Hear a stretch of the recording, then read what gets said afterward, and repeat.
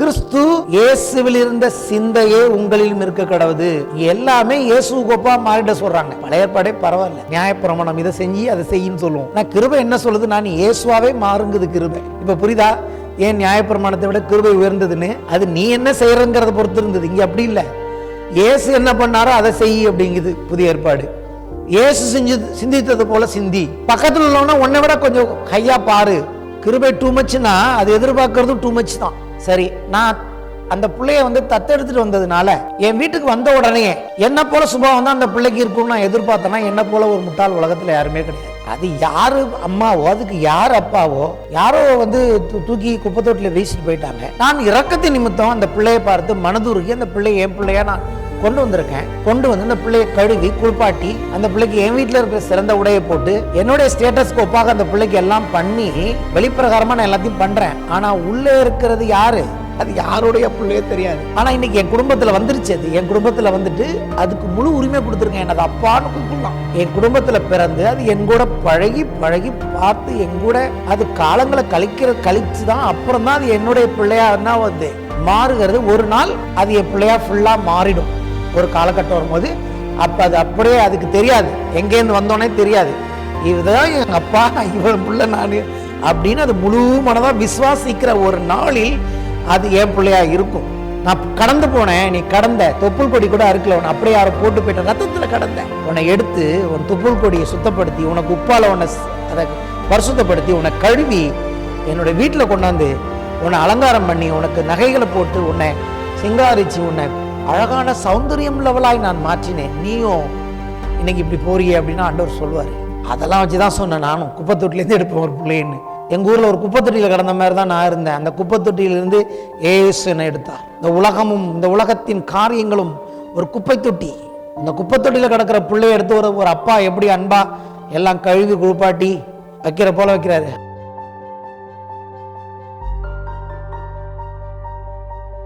வாசிப்போம். 1 யோவான் 1ஆம் அதிகாரம் 5 முதல் 7 வசனங்கள். தேவன் ஒளியாய் இருக்கிறார், அவரில் எவ்வளவேனும் இருள் இல்லை. இது நாங்கள் அவரிடத்தில் கேட்டு உங்களுக்கு அறிவிக்கிற விசேஷமாயிருக்கிறது. நாம் அவரோடு ஐக்கியப்பட்டவர்கள் என்று சொல்லியும் இருளிலே நடக்கிறவர்களாய் இருந்தால் சத்தியத்தின்படி நடவாமல் பொய் சொல்லுகிறவர்களாய் இருப்போம். அவர் ஒளியில் இருக்கிறது போல நாமும் ஒளியிலே நடந்தால் ஒருவரோடு ஒருவர் ஐக்கியப்பட்டிருப்போம். அவருடைய குமாரனாகிய இயேசு கிறிஸ்துவின் ரத்தம் சகல பாவங்களையும் நீக்கி நம்மை சுத்திகரிக்கும். தேவன் அன்பாகவே இருக்கிறாருன்னு சொல்லி அவருடைய அன்பான ஸ்டீசன் அன்பை குறித்தே நிறைய எழுதியிருக்கிறாரு. அதனால அது ஒன்றும் ஒரு பெரிய கஷ்டமான பகுதியில் புரிஞ்சுக்கிறதுக்கு.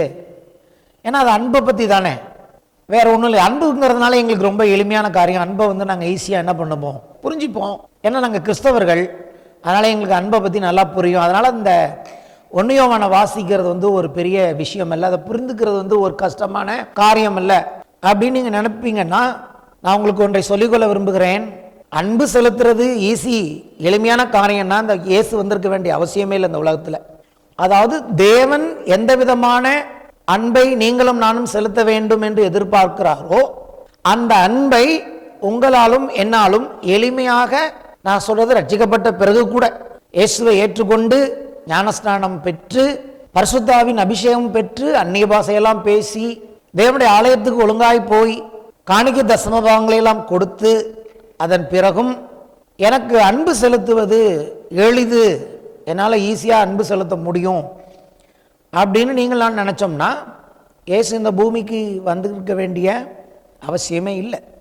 இயேசு வெளிப்பட்டபடினாலே தேவனுடைய அன்பு என்னதென்று நாம் அறிந்திருக்கிறோம். இயேசு உங்களுக்குள்ளும் எனக்குள்ளும் வந்த அந்த காரணத்தினால் இன்றைக்கு நாம் அன்பு இன்னதென்று அறிந்திருக்கிறோம். தேவன் தன் குமாரனை சிலுவையில் ஒப்பு கொடுத்தபடினாலே அன்பு இன்னதென்று அறிந்திருக்கிறோம். அப்ப நான் சொல்லுகிறேன், இயேசு இந்த பூமிக்கு வராமல் இருந்திருந்தால் நமக்கு அந்த அன்பு என்னன்னு இன்னைக்கு தெரிஞ்சிருக்காது. ஆகவே 1 யோவானை வச்சுட்டு அது வெறும் அன்பை பற்றிய அதிகாரம், அதனால ரொம்ப எளிமையானது அப்படின்னு நம்ம புரிஞ்சுக்க முடியாது. ஆகவே தான் இந்த 1 யோவானிலிருந்து காரியங்களை நாம் எல்லாருமே சேர்ந்து கற்றுக்கொள்ள நான் போதிக்க ஆரம்பித்திருக்கிறேன். போதிக்கிற நானும் இந்த போதனையை ஆயத்தப்படுத்தி உங்களுக்கு பிரசங்கிப்பதன் மூலமாக உங்களோடு சேர்ந்து நானும் கற்றுக்கொள்கிறேன். கற்றுக் கொடுக்கிறவர் ஒருவர் தான், கற்றுக்கொள்கிறோம் நாம். ஆமென். அவர் ஒருவர் தான் குரு, அவர் ஒருவர் தான் டீச்சர். இந்த பூமியில் வேற யாரையும் நீங்கள் டீச்சர் என்று அழைக்காதிருங்கள்னு சொல்லியிருக்கார். ஏன்னா அவர் தான் teacher, he is the right teacher. அவர் தான் நமக்கு போதிக்கிறார். அப்படிங்கிற ஒரு திறந்த மனசோட தான் நம்ம இதை கேட்கணும், கற்றுக்கணும். இயேசுவோடு அவர்கள் பூமியில் வாழ்ந்த நாட்களில் இயேசுவை அவங்க பார்த்தாங்க, இயேசுவோட பழகுனாங்க, இயேசுவோட சாப்பிட்டாங்க, இயேசுவோட தூங்கினாங்க, இயேசுவை தொட்டார்கள். அவங்களுக்கு இயேசுவோட ஒரு ஐக்கியம் இருந்தது. அந்த இயேசுவை இப்பொழுது எப்படி அவர் எழுதுறாருன்னா, இயேசு முழுக்க முழுக்க மனிதனாய் வந்தார். ஆனால் அவர் மனிதனாய் வாழ்ந்த நாட்களில் முழுக்க முழுக்க தேவனுடைய குணாதிசயங்கள் உடையவராய் வாழ்ந்தார். ஆகவே இந்த 1 யோவானில் அவர் என்ன எழுதுகிறார்னா, முக்கியமாக இயேசுவினுடைய மனிதத்துவத்தையும் அதே சமயத்தில் இயேசுக்குள் பரிபூர்ணமாக இருந்த தேவத்துவத்தையும் ஒப்பிட்டு எழுதுகிறார்.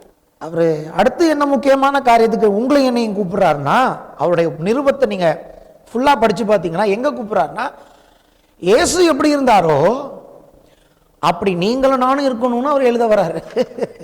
அதான் அங்கே முக்கியமான பாயிண்ட். முதல்ல தேவன் ஒளியாக இருக்கிறார்னு சொல்கிறாரு, அந்த தேவன் மாம்சத்தில் வெளிப்பட்டு இருந்தார்னு சொல்கிறாரு. இன்னைக்கு அவரோட நம்ம ஐக்கியமாக இருக்கணும்னு சொல்கிறாரு.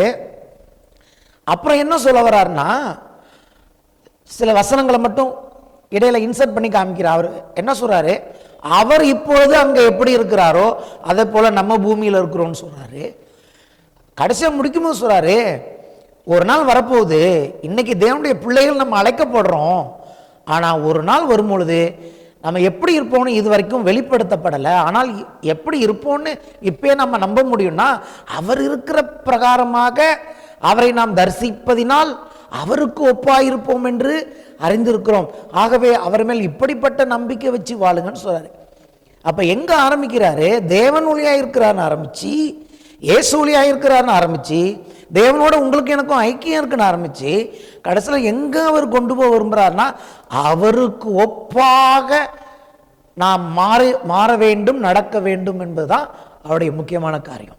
அது சாத்தியமா நம்ம பார்க்கணும். ஏன்னு கேட்டீங்கன்னா, நீங்களும் நானும் இன்னைக்கு என்ன விதமான ஒரு ஆவியை பெற்றிருக்கிறோம் அப்படின்னா புரிஞ்சுக்கணும். புத்திர சுவிகாரத்தின் ஆவியை தேவன் உங்களுக்கு கொடுத்திருக்கிறார், நமக்கு கொடுத்திருக்கிறார். என்ன அந்த புத்திர சுவிகாரத்தின் ஆவி? அப்பா பிதாவை என்று கூப்பிட பண்ணுகிற புத்திர சுவிகாரத்தின் ஆவி. அங்க கொஞ்சம் நீங்க கவனிக்கன்னு விரும்புறேன். புத்திர சுவிகாரத்தின் ஆவினா என்ன? The spirit of adoption. நீங்கள் நானும் தேவனால் அடாப்ட் பண்ணப்பட்டிருக்கிறோம். அதாவது ஒரு பிள்ளையை தத்தெடுக்கிறது தான் அடாப்ஷன். பிள்ளையை பெத்துக்கிறதுக்கும் பிள்ளையை தத்தெடுக்கிறதுக்கும் உள்ள வித்தியாசத்தை நீங்க புரிஞ்சுக்கணும். தேவனால் தத்தெடுக்கப்படாதவர்கள் யாருன்னு ஃபர்ஸ்ட் பார்ப்போம். ஆதாம் தேவனால் தத்தெடுக்கப்படவில்லை, ஆதாம் தேவனால் சிருஷ்டிக்கப்பட்டவன். அப்ப ஆதாம் தேவனுக்கு அடாப்டட் செயல் கிடையாது, அவன் தான் முந்தின ஆதாம். அப்புறம் பாவத்தில் விழுந்து எல்லாரும் பாவிகளாய் மாறி போனார்கள். இயேசு வருகிறார். இயேசு தேவனுடைய ஒரே பேரான குமாரன். ஏன்னா அவர் அடாப்டட் கிடையாது, அவர் தேவனுடைய குமாரன். சொல்றதை கவனிச்சுட்டே வாங்க. தேவனுடைய அடாப்டட்னு சொல்றது நம்மள தான். அப்போ தேவன் ஆதாமின் பாவத்தின் மூலமாக நம்ம வேறொருடைய பிள்ளையாய் போயிட்டோம். அது கேட்கறது கஷ்டமாக தான் இருக்கு, வேற வழி இல்லை. அது யாருடைய பிள்ளையாய் நம்ம போயிட்டோம்? பிசாசின் பிள்ளைகளாக போயிட்டோம். ஹல்லேலூயா. தேவனுடைய பிள்ளைகளாக நாம் இல்லை. அப்ப ரட்சிக்கப்படும் போது தேவன் என்ன பண்ணுகிறார்? நம்மை கழுவி பரிசுத்தப்படுத்தி புத்திர சுவிகாரம் உள்ளவர்களாய் மாற்றி இருக்கிறார். இப்ப நமக்கு உரிமை இருக்கு. எப்படி இருக்கு? அப்பான்னு கூப்பிடுகிற உரிமை இருக்கிறது. அவர் நம்மளை பிள்ளைகளாக தான் பாவிக்கிறாரு. ஆனா இந்த யோவான் எழுதின நிருபம் எங்க கொண்டு போகுதுன்னா, வெறும் அடாப்டட் சைல்டா மட்டும் இல்லை. இப்ப நான் இருக்கேன், ஒரு குழந்தைய ஒரு ஆண் பிள்ளையை தத்தெடுக்க விரும்புறேன்னு வச்சுக்கோங்க. நான் போய் ஒரு பிள்ளையை தத்தெடுத்துட்டு வரேன்னா, அந்த பிள்ளை சரி, ஒரு குப்பை தொட்டியில் ஒரு பிள்ளைய பார்க்குறேன். குப்பை தொட்டியில் ஒரு பிள்ளை இருக்கு. அந்த பிள்ளையை நான் என் பிள்ளைய எடுத்து நான் என்ன பண்ணிக்கிறேன், கவர்மெண்ட்டில் போயிட்டு சொல்லி அந்த பிள்ளையை நான் உரிமை உள்ள பிள்ளையா தத்தெடுத்துக்கிட்டா என்ன அர்த்தம்னா, ஒரு பிள்ளையை தத்தெடுத்துக்கிட்டிங்கன்னா நீங்கள் உங்கள் பிள்ளைக்கு என்னென்ன கொடுப்பீங்களோ அதே விதமான உரிமை, சொத்து எல்லாத்துலேயுமே அந்த பிள்ளைக்கு நீங்கள் கொடுக்கணும். சுதந்திரத்துக்கு நம்ம அந்த பிள்ளை பங்காளி ஆகிடுறான். நம்ம அப்படி தான் இன்றைக்கி தேவனுடைய பங்காளியாக இருக்கிறோம். நீங்கள் தத்தெடுத்துட்டு உனக்கு ஒன்றும் கொடுக்க முடியாது, பேரளவில் தான் பிள்ளைன்னு சொல்ல முடியாது. இங்கே அது நடக்காது. எல்லாரையும் பிள்ளைன்னு கூப்பிட்ற மாதிரி தேவன்கிட்ட நடக்காது. கவர்மெண்ட்டாக தான் ஒத்துக்காது. அடாப்ட் பண்ணீங்கன்னா அந்த பிள்ளைய தத்தெடுத்துட்டு வந்ததுனால என் வீட்டுக்கு வந்த உடனே என்னை போல சுபாவம் தான் அந்த பிள்ளைக்கு இருக்கும்னு நான் எதிர்பார்த்தேன்னா என்னை போல ஒரு முட்டாள் உலகத்தில் யாருமே கிடையாது. ஏன்? அது யார் அம்மாவோ, அதுக்கு யார் அப்பாவோ, யாரோ தூக்கி குப்பை தொட்டில் வீசிட்டு போயிட்டாங்க. நான் இரக்கத்தின் நிமித்தம் அந்த பிள்ளையை பார்த்து மனதுருகி அந்த பிள்ளையை என் பிள்ளையா நான் கொண்டு வந்திருக்கேன். கொண்டு வந்து அந்த பிள்ளையை கழுவி குளிப்பாட்டி அந்த பிள்ளைக்கு என் வீட்டில் இருக்கிற சிறந்த உடையை போட்டு என்னுடைய ஸ்டேட்டஸ்க்கு ஒப்பாக அந்த பிள்ளைக்கு எல்லாம் பண்ணி வெளிப்பிரகாரமாக நான் எல்லாத்தையும் பண்ணுறேன். ஆனால் உள்ளே இருக்கிறது யார்? யாரோட பிள்ளை அது? அது யாரோடைய பிள்ளையோ தெரியாது. ஆனால் இன்றைக்கி என் குடும்பத்தில் வந்துருச்சு. அது என் குடும்பத்தில் வந்துட்டு அதுக்கு முழு உரிமை கொடுத்துருக்கேன். என்ன அது அப்பான்னு கூப்பிடலாம். ஆனால் என் குடும்பத்தில் பிறந்து அது என் கூட பழகி பழகி பார்த்து என் கூட அது காலங்களை கழித்து தான் அப்புறம் தான் அது என்னுடைய பிள்ளையான்னா மாறுகிறது. ஒரு நாள் அது என் பிள்ளையா ஃபுல்லாக மாறிடும். ஒரு காலகட்டம் வரும்போது அப்போ அது அப்படியே அதுக்கு தெரியாது, எங்கேருந்து வந்தோன்னே தெரியாது, இதுதான் எங்கள் அப்பா, இவன் பிள்ளை நான் அப்படின்னு அது முழு மனதாக விசுவாசிக்கிற ஒரு நாளில் அது என் பிள்ளையா இருக்கும். இப்படி தான் இன்றைக்கி தேவன் நம்மளை கொண்டாந்துருக்கிறார். தேவனுடைய வீட்டுக்குள்ளே வந்த உடனே, தேவன் அடாப்ட் பண்ண உடனே நம்ம என்னம்மா மாறிடுறதில்ல, அப்படியே தேவனுடைய பிள்ளைகளை போல மாறிடுறதில்ல. ஆனால் இந்த அடாப்டட் சில்ட்ரனான நம்ம, தத்தெடுக்கப்பட்ட புத்திர சுவிகாரத்தின் பிள்ளைகளாக இருக்கிற நம்ம எந்த பிள்ளைக்கு ஒப்பா மாறணும்னா அவருடைய குமாரனாகிய இயேசு கிறிஸ்துவின் சாயலுக்கு ஒப்பான சாயலாக நாம் மாறிக்கொண்டே இருக்கிறோம். ஹல்லேலூயா. அதுக்காக பிள்ளைங்க இல்லைன்னு இல்லை, நமக்கு தேவன் கொடுத்த ஸ்லாக்கியத்தை புரிந்து கொண்டு நம்ம என்ன பண்ணுறோம், மனதிலும் எண்ணத்திலும் இந்த வேதத்தை நம்ம அப்பாவோட புக்கை படித்து நம்ம மனசை மாற்றி பிசாசின் பிள்ளைகளாக இருந்த நம்ம இன்னைக்கு தேவனுடைய பிள்ளைகளால் ரத்தத்தால் கழுவி கர்த்தர் கொண்டாந்து புத்திர சுவிகாரத்தை கொடுத்துட்டாரு, அப்பான்னு கூப்பிட்ற உரிமையும் கொடுத்துட்டாரு. ஆனால் தொடர்ந்து யோவான் என்ன எழுதுகிறார், அந்த வெளிச்சத்திலேயே நடந்து வெளிச்சத்தின் பிள்ளைகளாய் மாறி ஒரு நாள் இயேசுக்கும் நமக்கும் வித்தியாசமே இல்லாத அந்த அளவுக்கு அந்த சாயலாக அந்த மகிமையாய் மாறுவதற்கு தேவன் உங்களை அழைத்திருக்கிறார். அதுக்கு வேத வசனம் இருக்கிறது, தன் குமாரனுடைய சாயலுக்கு ஒப்பாவதற்கு நம்மை தேவன் முன்குறித்திருக்கிறார். இதான் வேதாகமம். இங்கே நம்மளுடைய குறையை பார்க்கறது இல்லை, நம்ம பழைய வாழ்க்கையை பார்த்துட்டு நம்ம மனசை கஷ்டப்படுத்திக்கிறது இல்லை, சில மாறாத குணங்களை பார்த்து நம்மளை கஷ்டப்படுத்திக்கிறது இல்லை. தேவன் நம்ம அழைத்த அழைப்பு, அவர் நம்ம மேலே வச்ச அன்பு, நம்ம மேலே வச்ச கிருபை, அதில் வாழ்ந்து கிருபையினால தான் இது நம்ம கொடுத்தாரு, பிறப்பால் கொடுக்கல. ஹல்லேலூயா. பிறப்பால் இது உண்டாகலை, கிரியையினால் இது உண்டாகவில்லை, இது கிருபையினால் உண்டாயிருக்கிறது. தேவன் உங்களை என்னையும் கிருபை கொடுத்து தன் பிள்ளைகளாய் மாற்றியிருக்கிறார். அப்போது நாம் என்ன பண்ணுகிறோம், இதெல்லாம் புரிந்து கொண்டு தொடர்ந்து அந்த இடத்துக்கு நம்ம போகிறோம். ஹல்லேலூயா. அதைத்தான் குத்துவிளக்கின் மூலமாய் நான் காண்பித்தேன். குத்துவிளக்கு அந்த 7 விளக்குகளை பார்த்தோம் இல்லையா, 7ம் எது? தேவனுடைய பரிபூர்ணம், அது இயேசுவின் பரிபூர்ணத்தை குறிக்கிறது. ஞானமும் உணர்வும், ஆலோசனையும் பேலனும், அறிவும் தெய்வ பயமும், அருளும் ஆவியானவர். அது 7 கண்கள், 7 கொம்புகள், அது 7 ஆவிகள் என்று சொல்லி அது ஆட்டுக்குட்டியானவரை குறித்து சொல்லப்பட்டதை பார்க்கணும். அப்போது இந்த ஒரே ஒருவர், இந்த இயேசு என்பவர் என்ன பண்ணினார், இந்த தேவன் எதிர்பார்த்த எல்லா பரிபூர்ண குணங்களையும், ஏன்னா அவர் தானே குமாரன், அவர் அடாப்டட் சைல்டு இல்லை, அவர் குமாரனாக இருக்கிறபடினாலே அவர் பாவமில்லாதவராய் இந்த பூமியிலே அதை எல்லாம் பர்ஃபெக்டாக நிறைவேற்றி என்ன பண்ணினார், ஒரு நாள் கல்வாரி சிலுவையில் மரித்து தன்னுடைய இரத்தத்தை நமக்காக, உங்களுக்காக, எனக்காக, நீங்களும் நானும் தேவனுடைய பிள்ளைகளாய் மாறும்படி அதற்கான கிரயத்தை அன்றைக்கு அவர் கல்வாரி சிலுவையில் ஊற்றின பொழுது தேவன் என்ன செய்தார், ஒரே குமாரன் அந்த பரிபூர்ணத்தை அவர் நிறைவேற்றினபடினால் அந்த எந்த மனுஷனாலும் கிழிக்க முடியாத அந்த மகா பரிசுத்த ஸ்தலத்தின் திரையை கிழித்தார். அங்கே எழுதியிருக்கிறது, இயேசு ஆவியை விட்ட பொழுது திரையானது மேலிருந்து கீழாக 2ஆய் கிழிந்தது. தேவாலயத்தின் திரைச்சீலை கிழிந்தது. உங்கள் வீட்டு ஸ்க்ரீன் எங்கள் வீட்டு ஸ்க்ரீன் மாதிரி கிடையாது, அது ரொம்ப திக்கான ஸ்க்ரீன், அது அவ்வளோ சீக்கிரம் யாரும் கிழிக்க முடியாது. தேவனே அதை கிழித்தார். அப்போ என்ன அர்த்தம், அவருடைய பரிபூர்ணத்தின் மூலமாக நாம் எல்லாம் கிருபையின் மேல் கிருபை பெற்று அவரிடத்தில் போய் இன்றைக்கு நாம் புத்திர சுவிகாரத்தின் ஆவியை பெற்றிருக்கிறோம். அதனால் இந்த புத்தகத்தை இந்த வெளிச்சத்தில் படித்தா தான் புரியும், இல்லாட்டி அது குழப்பமாக இருக்கும். நான் சொன்ன விஷயங்கள் தான் அதுக்கு அடிப்படை ஆதாரம். இப்போ என்ன பண்ணும், நம்மளுடைய குற்றங்களை பார்த்து நம்ம குற்ற மனசாட்சிக்குள்ளே வாழக்கூடாது. நம்மளை மன்னித்த தேவனுடைய கிருபையையும் அவருடைய அன்பை பார்த்து நம்மை சுத்திகரித்து கொள்ள தேவன் அழைத்திருக்கிறார்.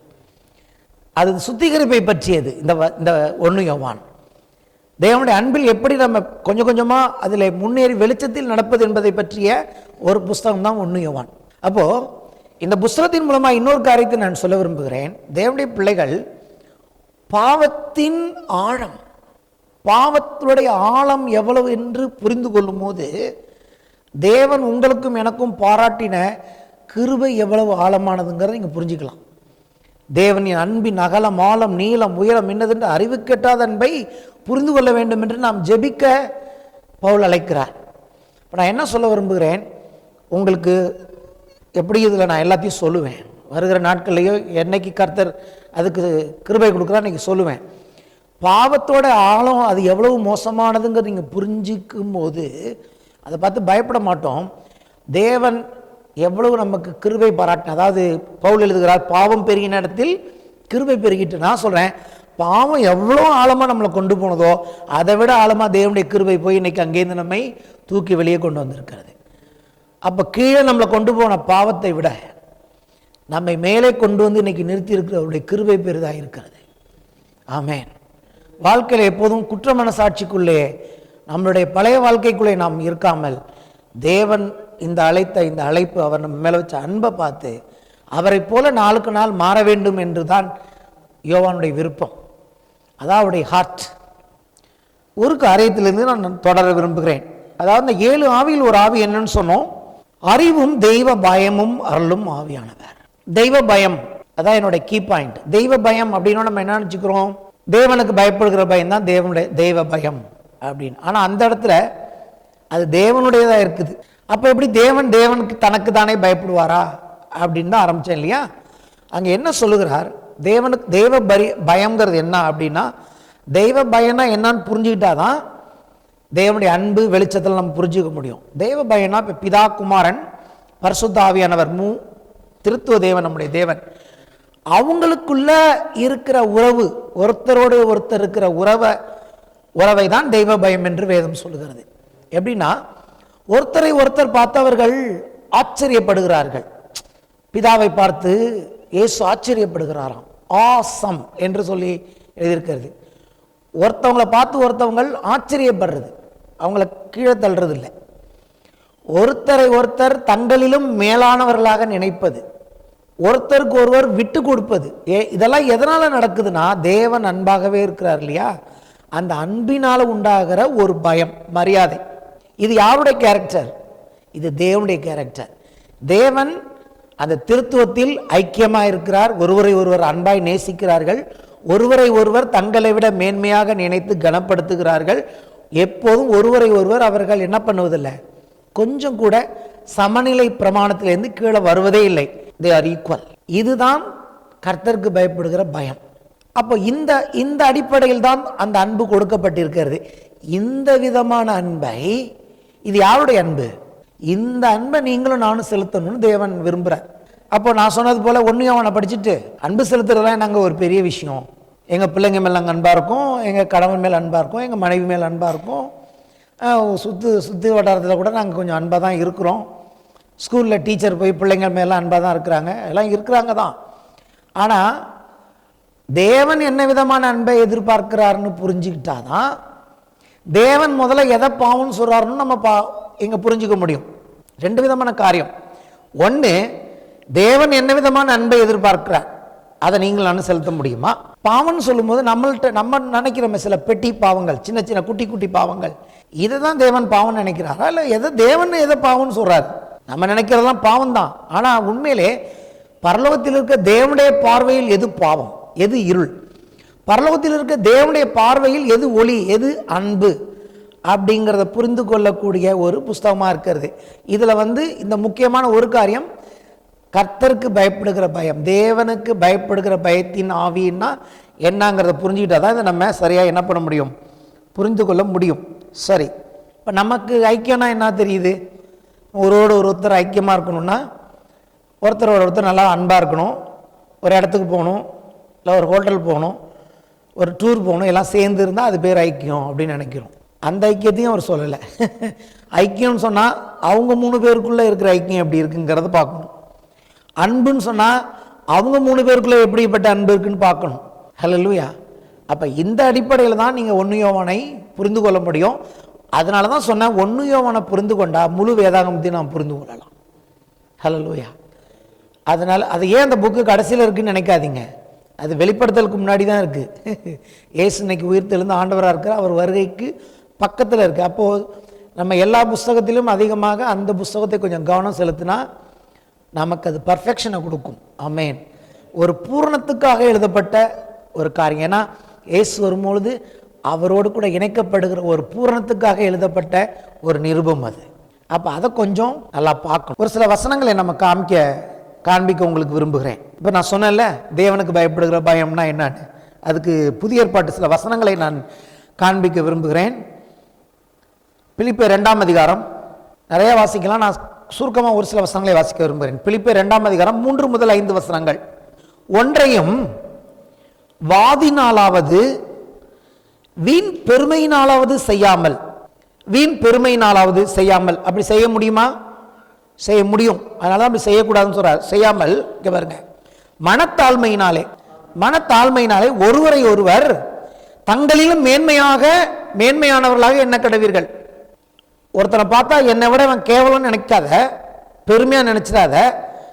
தேவனை போல நீ அந்த இடத்துல மனத்தாழ்மையினாலே, அதுதான் கர்த்தருக்கு பயப்படுகிற பயம். ஒருவரை ஒருவர் தங்களிலும் மேன்மையானவர்களாக எண்ண கடவீர்கள். இது யார் செய்ய முடியும்? விசுவாசிக்கு எழுதுறார், பிலிப்பிய சபைக்கு எழுதுறார் பவுல். இதை யார் செய்ய முடியும்? தேவன் செஞ்சிருக்கிறார். தேவன் செஞ்சதை நீங்களும் செய்யணுங்கிறார். புரியுதா? இதை எப்படி செய்ய முடியும்? இந்த கான்செப்டை புரிஞ்சிக்கலன்னா இதை செய்ய முடியாது. கேட்கறதுக்கு நல்லா தான் இருக்குது, பிராக்டிக்கலா செய்யணுமே. நீங்கள் வேத வசனத்தை கேட்கிறவர்களாக அதன்படி செய்கிறவர்களாக இருங்கள்ங்கிறார் யாக்கோபு. இந்த வசனத்தை நீங்க செய்ய முடியுமா? இன்னைக்கு இதை புரிஞ்சுக்கலன்னா, என்னை விட உங்க 2 பேரையும் நான் உயர்ந்தவர்களாக எண்ண முடியுமா? தேவ அன்பு எனக்குள்ள இல்லைன்னா, நான் புரிஞ்சுக்கலன்னா, எப்போ அந்த இடத்துக்கு நான் வருவேன்? இதை புரிஞ்சுக்கிறப்ப என்னை விட உங்களை நான் மேன்மையாக என்னால் முடியும். உங்களுக்கு அந்த மாதிரி வருதா? உங்களுக்கு வரலாம். மேபி நீங்கள் விசுவாசிங்கிறதுனால உங்களை விட நீங்கள் என்ன மேன்மையாக நினைக்கலாம், பாஸ்டர் நம்மளை விட முக்கியமானவர்னு. ஆனால் ஒரு பாஸ்டர், ஒரு போதகர், ஒரு ஊழியக்காரன் விசுவாசிகளை தங்களிலும் மேன்மையுள்ளவர்களாக பார்க்கணும்னா இதை புரிஞ்சுக்கணும். அப்போ சொல்றாரு, ஒருவரை ஒருவர் தங்களிலும் மேன்மையுள்ளவர்களாக என்ன கடவீர்கள். அவன் தனக்கானவைகளை அல்ல, எனக்கு என்னங்கிறதே பார்க்காத, பிறனுக்கானவைகளையும் நோக்குவானாக. இதுவும் அங்கே தான் இருக்கு, திருத்துவத்தில் தான் இருக்கு. கிறிஸ்து ஏன் எழுதுறார்? கிறிஸ்து இயேசுவில் இருந்த சிந்தையே உங்களிலும் இருக்க கடவுது. இங்கே எல்லாமே இயேசுவுக்கு ஒப்பா மாறிட சொல்றாங்க. பழைய ஏற்பாடே பரவாயில்ல, நியாயப்பிரமாணம் இதை செஞ்சு அதை செய்யின்னு சொல்லுவோம். புதிய ஏற்பாடு நியாயப்பிரமாணத்து இல்லை கிருபைன்னு சொல்லிவிட்டு, நான் கிருபை என்ன சொல்லுது? நான் இயேசுவாவே மாறுங்குது கிருபை.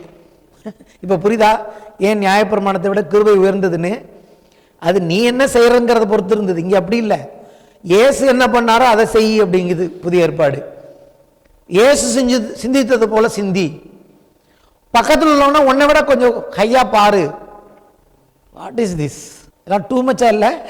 டூ மச்சா இருக்கா இல்லையா? அதான் கிருபை. கிருபை டூ மச்னா அது எதிர்பார்க்கறதும் டூ மச் தான். ஹல்லேலூயா. கிருபை எனக்கு அதிகமாக கர்த்தர் கொடுத்துருக்கிறான்னு சந்தோஷப்பட்டான்னா, அடுத்த பக்கம் பார்க்கணும் அது என்கிட்ட என்னத்தை எதிர்பார்க்கிறது, அதுவும் டூ மச். ஹல்லேலூயா. பாவம் எவ்வளவு ஆழமானதுன்னு நான் புரிஞ்சுக்கிட்டேன்னா, கிருபை ஏன் அவ்வளோ ஆழத்துக்கு போய் என்னை தூக்கிட்டு வந்திருக்குங்கிறதையும் புரிஞ்சுக்கணும். அது எதிர்பார்க்கறதோட லெவலே வேற. அது எப்படி எதிர்பார்க்குதுன்னா, குத்து விளக்கு என்னத்தை சொன்னுச்சோ அதை செய்ய சொல்லுது. ஹல்லேலூயா. ஏன்? அதை செய்த கிறிஸ்துவுக்குள் நீங்களும் நானும் இருக்கிறோம். இன்னைக்கு நம்ம ஆதாமுக்குள்ள இல்லை. ஏன் இந்த எதிர்பார்ப்புலாம்? இது டூ மச்சான எதிர்பார்ப்பு இல்லை, இது ஒரு நியாயமான எதிர்பார்ப்பு. ஏன்னா அதை நிறைவேற்றிய அந்த குமாரனுக்குள் தேவன்றைக்கு உங்களை என்னை வச்சிருக்கிறார். நீங்கள் நானும் உங்கள் அப்பா அம்மாக்குள்ளே இல்லை, நீங்கள் நானும் ஆதாமுக்குள்ளே இல்லை, நீங்கள் நான் இதெல்லாம் விசுவாசிக்க நாம் அழைக்கப்பட்டு இருக்கிறோம். ஹல்லேலூயா. இதெல்லாம் விசுவாசத்தினால் உண்டாகிற காரியங்கள். இதெல்லாம் எவ்வளவு நீங்கள் விசுவாசிக்கிறீங்களோ அதற்கேற்றபடி நம்முடைய வாழ்க்கை மாறுகிறது. அந்த இடத்தில் தேவன் அற்புதமான காரியங்களை செய்வார். எபேசியர் 5ஆம் அதிகாரம் 21ஆம் வசனம், தெய்வ பயத்தோட ஒருவருக்கொருவர் கீழ்ப்படிந்திருங்கள். எபேசியர் 5ஆம் அதிகாரம் கணவன் மனைவி குடும்பம் பிள்ளைகளை பற்றியது. தெய்வ பயத்தோட ஒருவருக்கொருவர் கீழ்ப்படிந்திருங்கள். இங்கேயும் கீழ்ப்படியணும். அடுத்தவங்களை கொஞ்சம் ஹையா நினைக்கணும்னா இங்கே என்ன வரணுமா? தெய்வ பயம். தெய்வ பயங்கிறது என்ன? தேவனிடத்தில் இருந்த கர்த்தருக்கு பயப்படுகிற அந்த பயம், அது அன்பு நிமித்தம் உண்டாகிற பயம். அது பயம்ங்கிற வேர்டை எனக்கு தெரிஞ்சு அது சரி கிடையாது. அது வந்து ஹானர், அது ரெஸ்பெக்ட். தேவ பயம் சொல்றதை விட தேவ மரியாதைன்னு அதை சொல்லலாம். இப்படி சொன்னீங்கன்னா அந்த வசனம் ஈஸியா இருக்கும். தெய்வ மரியாதையோடு, தேவனுடைய மரியாதையோடு ஒருவருக்கு ஒருவர் கீழ்ப்படிந்திருங்கள். தேவனுடைய மரியாதை வரும் பொழுது ஒருவருக்கு ஒருவர் கீழ்ப்படிய முடியும். பிள்ளைகளை அதுக்கு தான் அதுக்குள்ள நம்ம வளர்க்கணும். பிள்ளைகள் தேவனுக்குரிய பிள்ளைகளாய் வளர்க்கப்படணும். அப்போதான் அவங்க தாய் தகப்பனுக்கு கீழ்ப்படிவாங்க. ஏன்னா பைபிள் சொல்லுது, பிள்ளைகளே உங்கள் பெற்றோருக்கு கீழ்ப்படியுங்கள். எதனால் கீழ்ப்படிங்கள்னா அது தேவனுடைய சிஸ்டம். மூப்பர்களுக்கு, சபையில் இருக்கிற மூப்பர்களுக்கு வாலிபர்கள் கீழ்ப்படியுங்கள் அப்படின்னா இது எல்லாமே எங்கேருந்து வருது இந்த கீழ்ப்படிதல், எங்கேருந்து வருது இந்த அன்பு, எங்கேருந்து வருது இந்த வெளிச்சம்னா இவங்க பிதாகுமாரன் பரிசுத்த ஆவியானவராகிய அவர்களிடத்திலிருந்து வருகிற காரியம். இது குத்து விளக்கு மெனோராவிலிருந்து உண்டாகிற காரியமாக இருக்கிறது. அல்லேலூயா. அப்போ வந்து இங்கே யோவான் எதிர்பார்க்கறது எல்லாமே, அல்லது மற்ற பகுதியில் பார்த்தா இயேசுவை வேதம் நம்மிடத்தில் எதிர்பார்க்கிறது. அல்லேலூயா. சிம்பிளாக சொன்னவர்கள் என்ன சொல்லலாம், இயேசுவை எனக்குள்ளிருந்து தேவன் எதிர்பார்க்கிறார். ஏன்னா அதுதான் அவருடைய அல்டிமேட் கோல். அவருடைய குமாரனாகிய இயேசுவின் சாயலுக்கு நான் ஒப்பாய் மாறுவதற்கு தேவன் என்னை முன்குறித்திருக்கிறார். புத்திர சுவிகாரத்தை கொடுத்துட்டார். நான் வேற வீட்டு பிள்ளை தான், ஆனால் இன்னைக்கு இந்த வீட்டுக்குள்ளே வந்துட்டதுனால என்னால் எல்லாம் சில விஷயம்லாம் இன்னும் எனக்கு மறக்க மாட்டேங்குது. ஆனால் இந்த அப்பாவோட பழகி அவரோட இருக்கிற ஐக்கியத்து நிமித்தம் அவருடைய வெளிச்சத்தில் நடந்து நான் என்ன பண்ணுகிறேன், அந்த வெளிச்சத்தை நோக்கி போய் கொண்டிருக்கிறேன் அப்படின்னு புரிஞ்சுட்டு 1 யோவான் வாசிங்கன்னா தான் புரியும். அல்லேலூயா. இப்போ ஒரு சில வசனங்களை நாம் பார்ப்போம். தேவன் ஒளியாக இருக்கிறார், அவர்கள் எவ்வளவு வேணும் இருளில்லை. இது நாங்கள் அவரிடத்தில் கேட்டு உங்களுக்கு அறிவிக்கிற விசேஷமாக இருக்கிறது. நான் இப்போ கிருபையால் என்ன பண்ணுறேன், 6ஆம் 7ஆம் வசனங்களுக்குள்ளே போகிறேன். ஏன்னா ஒளியை பற்றி நான் இன்னும் பிரசங்கம் பண்ணிகிட்டே இருக்கணும்னா என்னுடைய வாழ்நாள் பத்தாது. வாழ்நாள் முழுவதும் தேவன் ஒளியாக இருக்கிறானே பிரசங்கம் பண்ணிட்டு போயிடலாம். ஏன்னா அவ்வளோ விஷயங்கள் இருக்குது அதில். இப்போ நான் சொல்லிட்டதுனால நான் எல்லாம் சொல்லிட்டேன்னு அர்த்தம் இல்லை. இந்த பிரசங்கத்துக்கு தேவையான அளவுக்கு தேவன் ஒளியாக இருக்கிறாருங்கிறத இன்றைக்கி நான் சொல்லியிருக்கேன் இல்லையா. காணப்படுகிற விதத்தில் எப்படி ஒளியாக இருக்கிறார், ஆவிக்குரிய ரீதியில் எப்படி ஒளியாக இருக்கிறார்னு 2 காரியங்களை நான் அதிகமாக சொல்லியிருக்கேன் கடந்த வாரங்களில். பார்க்காதவங்க அதை பார்த்து தெரிஞ்சுக்கட்டும். ஆனால் நீங்கள் வேதத்தை வாசிக்க உங்களுக்கு தெரியும் தேவன் எவ்வளோ வெளிச்சமாக இருக்கிறார், எவ்வளோ ஒளியாக இருக்கிறாருன்னு. அதனால் முழு வேதாகமத்தையும் நான் பிரசங்கம் பண்ணால் தான் சொல்ல முடியும் தேவன் எப்படி ஒளியாக இருக்கிறாருன்னு. ஸோ இன்றைக்கி நான் 6ஆம் வசனத்துக்கு கர்த்தருடைய கிருபையால் மெதுவாக வந்துடுறேன். ஏன்னா 6ஆம் வசனத்துக்கு போனால் தான் அடுத்த அதிகாரத்துக்குள்ளே போக முடியும். சரியா? 6, 7 வாசிப்போம். நாம் அவரோடு ஐக்கியப்பட்டவர்கள் என்று சொல்லியும் இருளிலே நடக்கிறவர்களாக இருந்தால் சத்தியத்தின்படி நடவாமல் பொய் சொல்லுவர்களாக இருப்போம். அவர் ஒளியில் இருக்கிறது போல நாம் ஒளியில் நடந்தால் ஒருவரோடு ஒருவர் ஐக்கியப்பட்டிருப்போம். அவருடைய குமாரனாகிய இயேசு கிறிஸ்துவின் ரத்தம் சகல பாவங்களை நீக்கி நம்மை சுத்திகரிக்கும். 2 விஷயங்கள் இங்கே எழுதப்பட்டிருக்கிறது. ஒன்று தேவனோடு இருக்கிற ஐக்கியம், இன்னொன்று மற்றவர்களோடு இருக்கிற ஐக்கியம். இந்த ஐக்கியத்தை எதோட ஒப்பிட்டு காண்பிக்கிறார் இந்த இடத்துல 6, 7 வசனங்கள்னு பார்த்தீங்கன்னா ஒளியில் நடப்பதுக்கு அதை ஒப்பிட்டு காண்பிக்கிறார், கம்பேர் பண்ணுறார். ஒருத்தன் வெளிச்சத்தில் நடக்கிறானா அப்படிங்கிறத எப்படி நீங்கள் புரிஞ்சுக்கலாம்னா அவனுடைய வாழ்க்கையில் என்ன விதமான ஐக்கியம் தேவனோடு காணப்படுகிறது, அவனுடைய வாழ்க்கையில் என்ன விதமான ஐக்கியம் சக விசுவாசிகளோடு காணப்படுகிறது, சபையின் சகோதர சகோதரிகளோடு காணப்படுகிறத வச்சு தான் அவன் வெளிச்சத்தில் நடக்கிறானா இல்லையான்னு சொல்ல முடியும்னு அவன் சொல்கிறார். சொல்லிட்டு 7ஆம் வசனத்தில் கொண்டு போய் அதோட பாவத்தை இணைக்கிறார். ஹல்லேலூயா. பாவத்தையும் சுத்திகரிப்பையும் இணைக்கிறார். இப்போ 7ஆம் வசனத்தில் பாதியில் தான் அங்கே இருக்கும் சகல பாவங்களையும் அவர் நீக்கி சுத்திகரிக்கிறார்னு. அப்போது வெளிச்சத்தில் நடப்பது ஐக்கியத்தில் நடப்பதோடு போய் பாவத்தையும் அங்கே இணைக்கிறார். இல்லாட்டி அந்த வசனத்துக்கு அர்த்தமே இருக்காது. இப்போது இந்த வசனம் தனியாக இருந்துன்னு வச்சுங்க, அவருடைய குமாரனாகிய இயேசு கிறிஸ்துவின் ரத்தம் சகல பாவங்களை நீக்கி நம்மை சுத்திகரிக்கும் அப்படின்னு தான் அங்கே அர்த்தமே கிடையாது. ஒளியில் நடக்கிறது போல நாமும் ஒளியில் நடந்தால் மற்றவர்களோடு ஐக்கியப்பட்டு இருப்போம்னு ஐக்கியம். அப்போ நம்ம நல்லா புரிஞ்சுக்கணும், தேவனோடு இருக்கிற ஐக்கியம், மற்றவரோடு இருக்கிற ஐக்கியம், பாவம், இது எல்லாத்துக்கும் ஏதோ ஒரு கனெக்ஷனை இங்கே நம்மால் பார்க்க முடிகிறது. சரியா? அடுத்தது என்னன்னு கேட்டிங்கன்னா, நம்ம இந்த உலகத்தில் மற்ற ஃப்ரெண்ட்ஸோடு இருக்கிற ஐக்கியத்துக்கு இந்த ஐக்கியம் ஒப்பாகாது. ஆமென். நம்பர் 1. 2வது, பாவம் என்று சொல்லும் பொழுது கூட நீங்கள் நான் இன்னைக்கு எதையெல்லாம் பாவம்னு புரிஞ்சிட்டு இருக்கோமோ அந்த புரிந்து கொள்ளுதலின் பாவத்தையும் இங்கே அவர் சொல்லவில்லை. அப்போ இவர் இந்த இடத்துல எதை ஐக்கியம்னு சொல்றாரு, எதை பாவம்னு சொல்றாருங்கிறத நம்ம புரிஞ்சுக்கணும். ஏன்னா 8ஆம் வசனம் முதல் 10ஆம் வசனம் வரைக்கும் உள்ள வசனங்கள் அதை நமக்கு ஊர்ஜிதப்படுத்துகிறது. அடுத்த வசனம், நமக்கு பாவம் இல்லை என்போமானால், விசுவாசிகளை பற்றி சொல்றாரு. இது யாருக்கு எழுதப்பட்டது? விசுவாசிகளுக்கு. நிறைய குழப்பங்கள் இருக்கும், போதும் புரியும். நமக்கு பாவம் இல்லை என்போமானால் நம்மை நாமே வஞ்சிக்கிறவர்களாக இருப்போம், சத்தியம் நமக்குள் இராது. நம்முடைய பாவங்களை நாம் அறிக்கையிட்டால் பாவங்களை நமக்கு மன்னித்து எல்லா அநியாயத்தை நீக்கி நம்மை சுத்திகரிப்பதற்கு அவர் உண்மையும் நீதியும் உள்ளவராயிருக்கிறார். நாம் பாவம் செய்யவில்லை என்போமானால் நாம் அவரை பொய்யராக்குவராயிருப்போம், அவருடைய வார்த்தை நமக்குள் இருக்காது. அடுத்த அதிகாரம் 2ஆம் அதிகாரம் 1ஆம் வசனம் பாருங்க. என் பிள்ளைகளை நீங்கள் பாவம் செய்யாதபடிக்கு இவைகளை உங்களுக்கு எழுதுகிறேன். ஒருவன் பாவம் செய்வானால் நீதிபதியாக இருக்க இயேசு கிறிஸ்து நமக்காக பிதாவிடத்தில் பரிந்து பேசுகிறார். இப்போ ஒட்டு மொத்தமாக பார்த்தா உங்களுக்கு என்னதான் மிஞ்சணும்? ஒரு குழப்பம் மிஞ்சணும். உங்களுக்குள்ள பாவம் இல்லைன்னு சொன்னீங்கன்னா நீங்கள் உங்களை நீங்களே ஏமாத்திடுவீங்கிறாரு.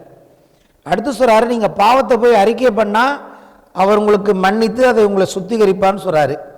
அப்புறம் சொல்கிறாரு, இயேசு கிறிஸ்துவின் ரத்தம் சகல பாவங்களுக்கு சுத்திகரிக்குங்கிறாரு. அதோட இன்னொரு முக்கியமான குழப்பமான காரியம் பார்த்தீங்கன்னா 2ஆம் அதிகாரம் 12ஆம் வசனம், உங்கள் பாவங்கள் மன்னிக்கப்பட்டிருக்கிறதுனால் உங்களுக்கு எழுதுகிறேன். இப்போ என்ன ஒரு குழப்பம்? பாவம் மன்னிக்கப்பட்டுட்டுங்கிறாரு ஒரு இடத்துல நீங்கள் பாவம் இல்லைன்னு சொன்னீங்கன்னா நீங்கள் பொய் சொல்றீங்கிறாரு. அப்புறம் சொல்கிறார், உங்கள் பாவத்தை போய் அறிக்கை பண்ணுங்கிறாரு. என்ன தான் சொல்ல வர்றாரு?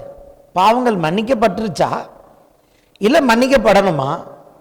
ஒருவன் பாவம் செய்கிறவனால பிதாவிடத்தில் அவர் பரிந்து பேசுகிறார். அவர் பரிந்து ஒன்று நான் அறிக்கை பண்ணும்போது முடிஞ்சிடணும், அப்புறம் அவர் பரிந்து பேச வேண்டிய அவசியம் இல்லை. அவர் பரிந்து பேசினா நான் போய் அறிக்கை பண்ண வேண்டிய அவசியம் இல்லை. இது ரெண்டையும் தாண்டி ஏற்கனவே நம்ம பாவங்கள்லாம் மன்னிக்கப்பட்டிருக்குன்னு இருக்கு, அப்புறம் அவர் ஏன் பரிந்து பேசணும், நான் ஏன் அறிக்கை செய்யணும்?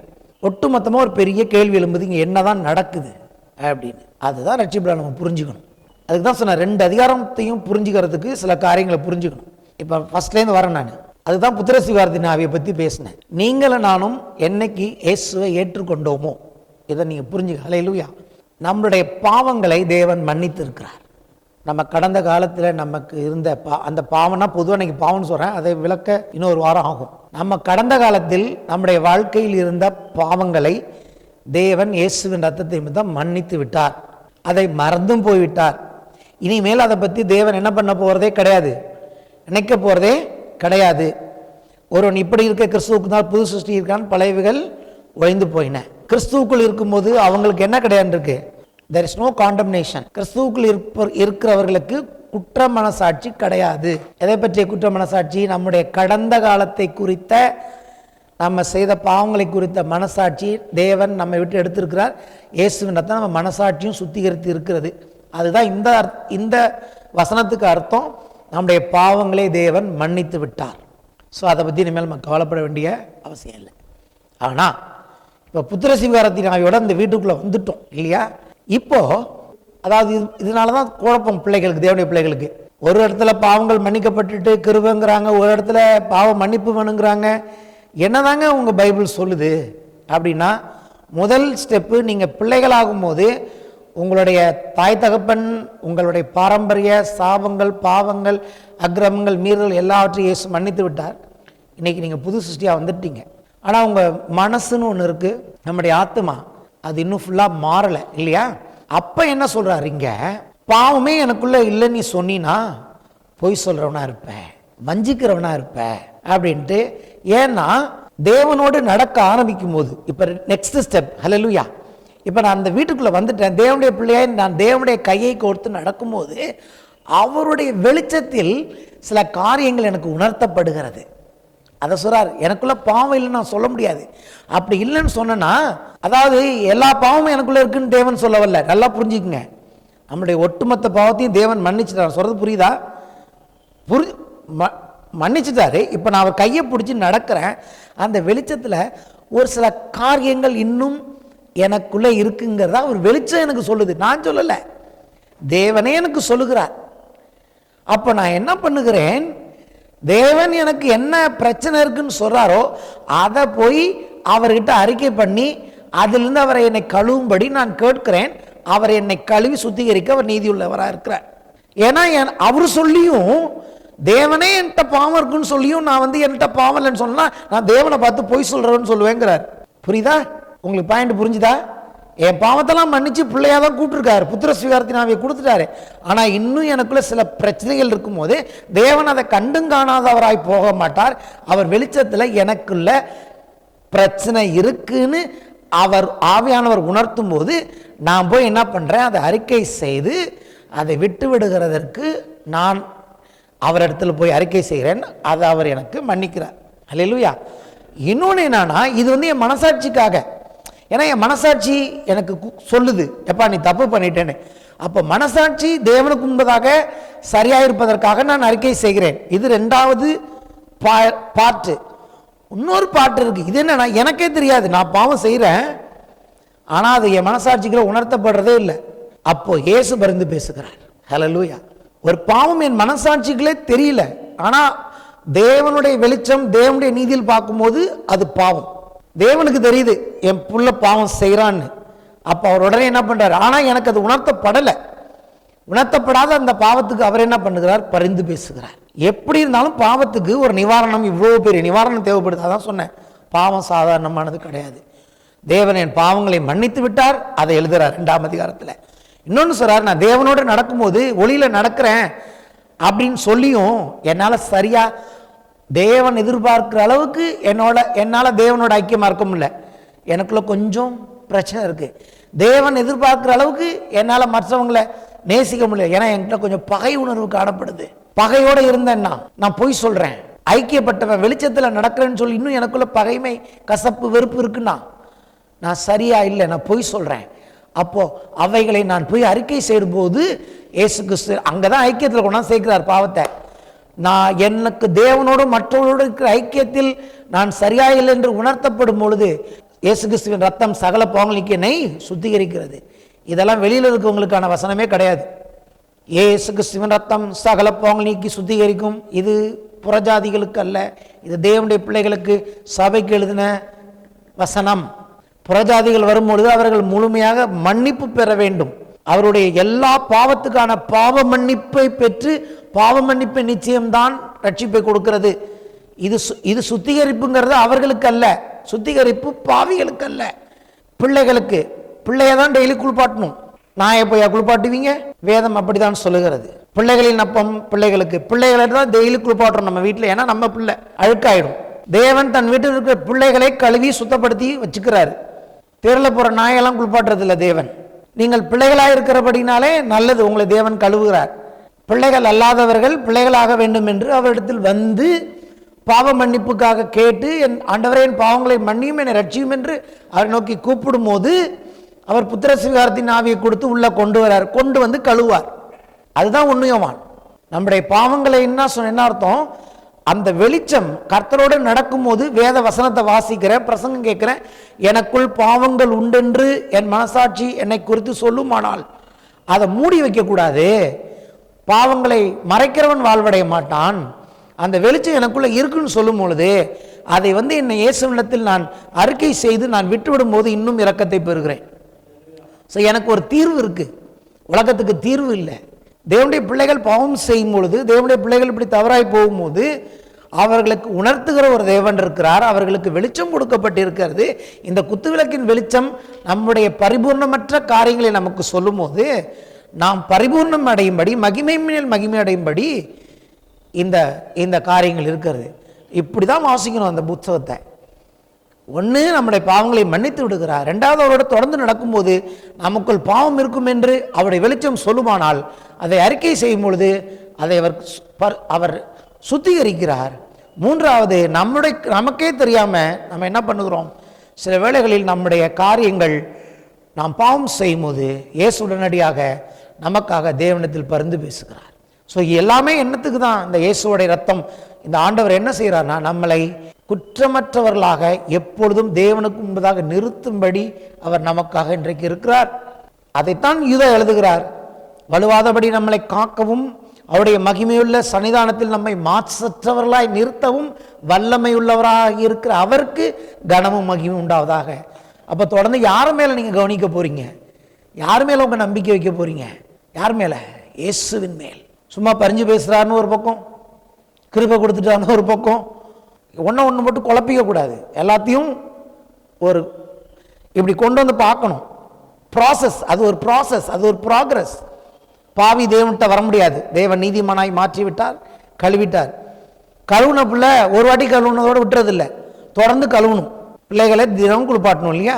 தண்ணி ஊற்ற ஊற்ற தான் பிள்ளை அழகாக மாறுது.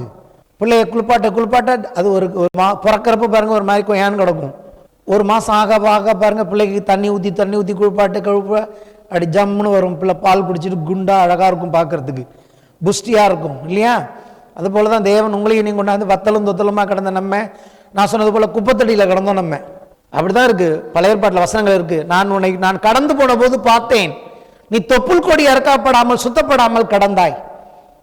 அப்படிதான் பைபிள் சொல்லுது, வசனம் இருக்கு. நான் கடந்து போனேன், நீ கடந்த, தொப்புள் கொடி கூட அறுக்கல, உன்னை அப்படியே யாரை போட்டு போயிட்ட, ரத்தத்தில் கடந்த. உன்னை எடுத்து உன் தொப்புள் கொடியை சுத்தப்படுத்தி, உனக்கு உப்பால் உன்னை அதை பரிசுத்தப்படுத்தி, உன்னை கழுவி என்னுடைய வீட்டில் கொண்டாந்து உன்னை அலங்காரம் பண்ணி, உனக்கு நகைகளை போட்டு, உன்னை சிங்காரிச்சு, உன்னை அழகான சௌந்தரியம் லெவலாய் நான் மாற்றினேன். நீயும் இன்னைக்கு இப்படி போறியே அப்படின்னு ஆண்டவர் சொல்லுவார் பழைய ஏற்பாட்டில். அதெல்லாம் வச்சு தான் சொன்னேன் நானும். குப்பைத்தொட்டிலேருந்து எடுப்பேன் ஒரு பிள்ளைன்னு. என்ன அப்படி தான் எடுத்தார், நான் நம்புகிறேன். குப்பைத்தொட்டி எங்கள் ஊரில் ஒரு குப்பைத்தொட்டியில் கிடந்த மாதிரி தான் நான் இருந்தேன். அந்த குப்பைத்தொட்டியிலிருந்து ஏசு என்னை எடுத்தார். இந்த உலகமும் இந்த உலகத்தின் காரியங்களும் ஒரு குப்பை தொட்டி. அந்த குப்பை தொட்டியில் கிடக்கிற பிள்ளைய எடுத்து ஒரு அப்பா எப்படி அன்பா எல்லாம் கழுவி குளிப்பாட்டி வைக்கிற போல வைக்கிறாரு. ஆனால் அந்த பழமொழிக்கு போடக்கூடாது. நாயை குளிப்பாட்டி நடுவூட்டில் வச்சாலும் அது வாழை குலைச்சிக்கிட்டு எங்கேயோ போகுமாங்கிற மாதிரி நம்ம அப்படி இருக்கக்கூடாது. நம்ம நாய்கள் இல்லை, நம்ம பிள்ளைகள்.